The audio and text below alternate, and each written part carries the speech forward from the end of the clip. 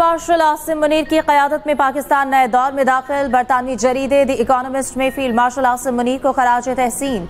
जरीदे में शाया शुदा मज़मून के मुताबिक फील्ड मार्शल आसिम मुनीर अमरीकी ताल्लुकात को नई जहत दे रहे हैं। 18 जून को ट्रंप से व्हाइट हाउस में मुलाकात खत्ते में सिफारती तब्दीली का आगाज थी। ट्रंप ने भारत को मुर्दा मईशत करार देकर 25% टैरिफाइड किया। पाकिस्तान से तिजारती मुआहदे का ऐलान करते हुए सिर्फ 19% टैरिफाइड किया। अमरीका पाकिस्तान से तिजारत, असलहा और इंसदाद दहशतगर्दी ताउन की बहाली पर काम कर रहा है। अमरीकी अहदेदार ने पाकिस्तान की दाइश के खिलाफ कार्रवाइयों का एतराफ़ किया। अमरीका पाकिस्तान को बख्तरबंद गाड़ियां, नाइट विजन आलात देने पर गौर कर रहा है।